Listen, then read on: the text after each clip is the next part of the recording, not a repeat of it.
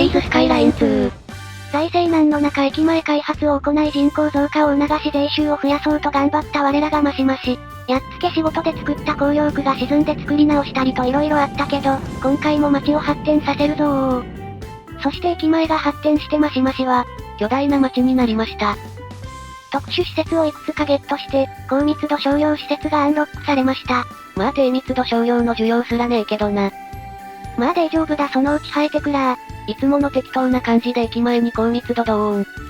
さて借金の返済しなきゃだし、特殊施設建てたら少し放置してお金貯めますか。黒字で安定してるうちに放置作戦。ゲーム内1ヶ月が経過して1300万貯まったどう。財政難で苦しんでたのが嘘のよう。やっはー、これで私は自由だー。これで利子払わないで済む、開発資金にゆとりができたぜ。そういえばゴミ焼却施設でゴミ燃やして、埋め立てのゴミ減ったのでこちらは停止。細かい設定で収入アップ。で開発資金を蓄えようとしばらく放置してたらショートしたせ今回も特殊施設いっぱいゲット、あと高密度オフィスもいくつか追加されたぜ。てなわけでハズマリークの川沿いの開けといた場所に、高密度オフィスをマシマシ。まあオフィス需要ねえけどな。そのうち生えてくるからよし。ほんと適当だな。さて街安定してるししばらく放置だ。お昼ご飯食べに行くぞ。時は来た。我々は帰ってきたぞー。おめでとうございます。資金1億突破です。ゲーム内約半年放置でがっつり開発資金をゲーッと。引っ越しも随時行われレベルも上がり街並みも立派になりました。人口も2万から3万に増加してたぜ。さて開発再開、まずはこの郊外っぽいアイコンを解決するぞ。住宅街と公領区の境。あれ？風向き的に大気は平気？ああこれ土壌が汚染されてるやつだ。なるほどギリ範囲入ってるね。ここは人の住むところじゃねえ。土壌汚染を除去するのが面倒なら人を除去する。これがうちのレイムさんのやり方だ。やっはー、汚物は消毒だー。ここの土地は土壌汚染に耐性ありそうな C 国の方にお任せします。ドラゴンゲート、中華街が作れるダウンロードコンテンツ。ゲートを作るには観光名所をアンロックしないとダメなので、公園関連全開放だー。なおオープ主は以前横浜中華街近くに住んでたらしいぜ。横浜中華街といえば関羽を祀る関帝廟、それっぽい寺院があるからこれ建てるぞー。と思いきや別の墓が邪魔。はいこっちどいてねー。歴史遺産っぽい謎の墓、2度目の発掘地捏造。マシマシにも関帝廟が建ったどー。ちなみにウプ主が15年くらい前に撮影した関帝廟がこちら。なかなか再現クオリティ高いね。関帝廟前に中華風低家賃住宅を区画割り。中華街に通勤しやすい好立地。でドラゴンゲート目玉の中華モーン、サイズは2種類かな？横浜の中華街だと南は朱雀とか守護神で方位決めてるらしいがそれそこでいいのか？細けいことはいいんだよ。おい。こんな感じになりそうろー。そしてまたもやウプ主撮影、15年くらい前の中華門。おこれは結構再現度高いね。だな。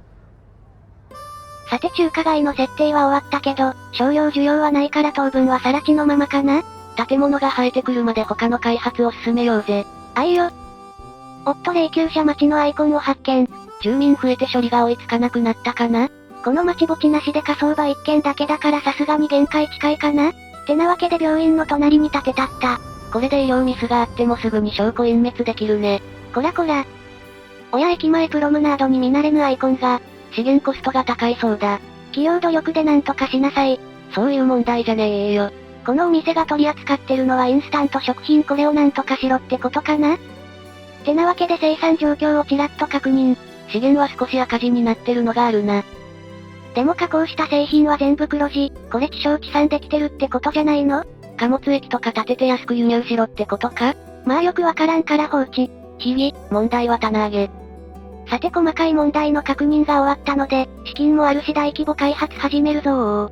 予算は1億、やりたい放題だ。まずは開発中に湖をつなぐ河川の水害が怖い。これをきれいに作り直すぞー。線路や道路も通ってるから大規模工事になりそうだ。川をまたがる線路をひっぺがせー。あ、これは後で忘れて元に戻せなくなるパターン。さすがにこの程度の分岐くらい直せるよ。で河川工事は前に使おうとして使い方わからなかった歩道付き岸壁を使いたいけど、やっぱり使い方がわからぬ。手前だけ防壁にするのがうまくできてない模様。なので諦めて道路で作ったんだけど、水ギリッギリじゃねえか。雨降ったら溢れそう。やり直せ。とほほ。わからんなりに色々いじってたら歩道付き岸壁の使い方わかったどう？このレフトライト選ぶだけで片方だけ防壁にできた。めっちゃ悩んだのに簡単な設定で草。てなわけで土地を平らにして片側だけ防壁にしてぐるりと道を敷く工法をマスターしました。いのちの水。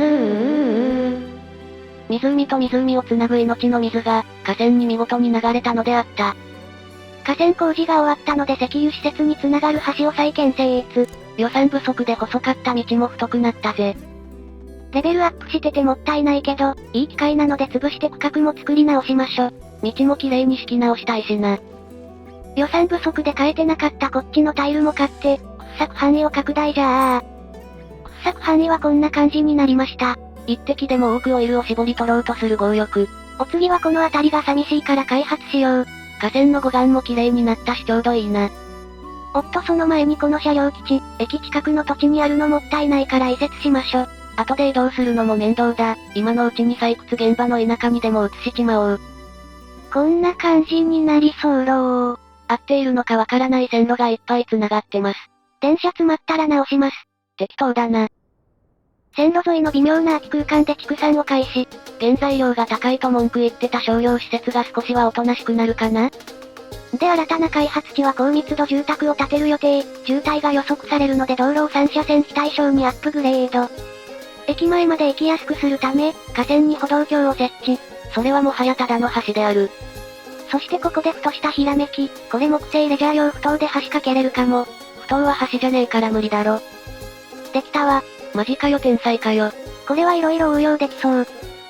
太いやつも橋にできた。これはこれでありだな。そのうち水路の多い町も作ってみたいね。だな。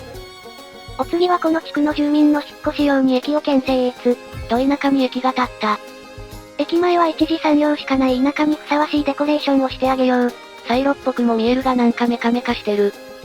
デコレーション完了。この駅の名前は稲桑駅だー。稲桑？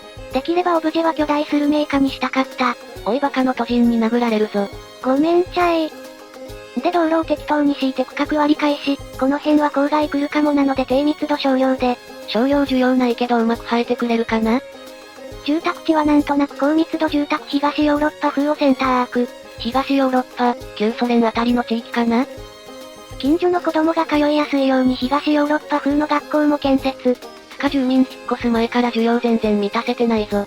資金もあるしそろそろ教育にも力を入れる頃合いかな？そういやすっかり区画設定できるの忘れてた。おい。河川で分かれてるとこを境にしましょ。こうして稲桑区と駅間ウェイクが誕生しました。名称が、だってわかりやすいからこれでいいの。前回作った焼却場がいい感じに稼働して埋め立て地のゴミがなくなってたので、埋め立て地を買いたーい。広大な土地をゲットだぜ。さてそろそろ中華街の建物は生えたかな？見事なまでに更地のまま。仕方ない商用とオフィスだけ増税した分を戻してやろう。増税したのを戻しただけなのに偉そうにすな。てへ。そういえばアプデでオランダ風の建物が追加されたので、早速オランダ風の高校を建てるぞー。さすがネーデルランド王国、かっこいい建物だ。開発中の住宅地からも徒歩で通えるように歩道をグイーン。かなり強引。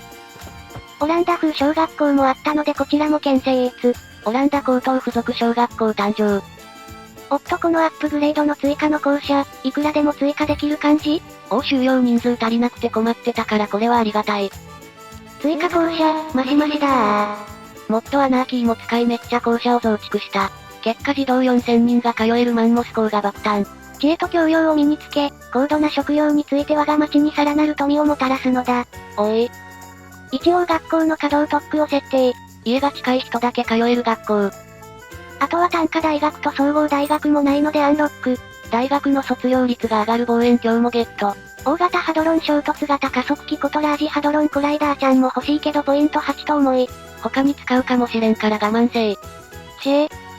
さて大学の建設予定地は駅の反対側にでもしますか。程よく土地が空いてるぜ。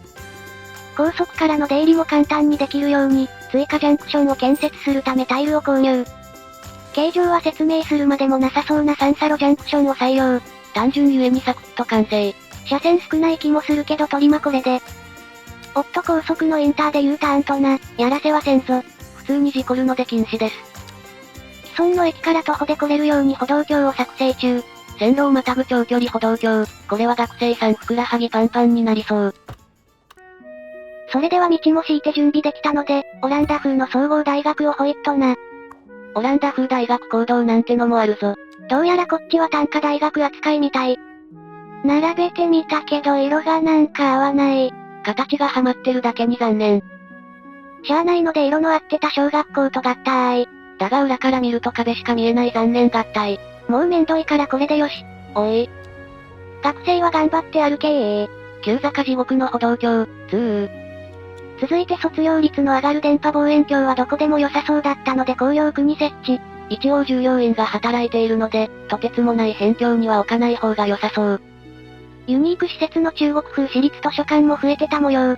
これも卒業率上がるな。で私立図書館を建てたところでマイルストーン達成。ついに大都市認定されました。お約束の特殊施設開放。でもその後は銀行の融資額が増えただけとな。1億あるので融資は不要。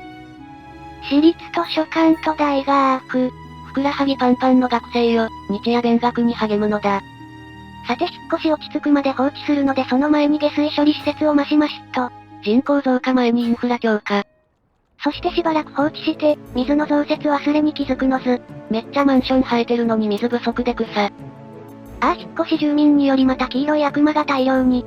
ちょろっと渋滞起きてるようだ。引っ越し終われば落ち着くかな？中華街はこんな感じになりそうろおおしっかり建物生え揃ったぜ。近くに行ってみてみましょ。この路駐してる車といいなんか中華街っぽい雰囲気出てる。一人称視点だと門があるってだけでも見応えあるな。これはいいね。いる、こういう自撮りしてる観光客。再現度高いな。お店周りを散策。ってあんたワンコ散歩させるならリードつけなさい。4匹も観光地で紐なし散歩はさすがにマナー悪すぎだぞ。こちらのお店は全都市へ、すべての労働者が有名なロリコン武将前田都市へをリスペクトしています。おまわりさんこの店です。即日営業停止。この建物も横浜中華街にありそうな雰囲気。ほんと再現度高い DLC だ。そして時間経過したことでイナクワークが田舎どころか大都会に変貌。道路に豆粒みたいに見える住民がわらわらしとる。近くで見るとこんな感じ。かなりの住民密度にびっくりだけど、橋があるのに歩道橋残してるお前にもびっくりだよ。いいじゃん川の上の歩道橋、住民たちも使ってるよ。使う理由がわからねえ。オランダ高等附属マンモス小学校も大盛況。ちょっと前までは小学校卒業を捏造して高校に通ってた町が一気に発展したもんだ。さっきも見たけどオランダ大学。背景となる街並みも生えてきて、なんか都会って感じになってまいりました。そんな都会な大学に通う学生は毎日この歩道橋を歩きます。この町の若者は皆下半身マッチョ。では財政難から一気に富豪になって街の開発ががっつり始まったところで今回はここまで。意外と街やんと思っていただけたら、グッドボタンよろしくお願いいたします。元気の源です。放置で資金を稼ぐ若干卑怯臭いテクニックで開発資金を手に入れたレイム。これからどんな街づくりをしていくのか気になる方はチャンネル登録がおすすめなんだぜ。ではまたお会いできることを願って。じゃ、またねー。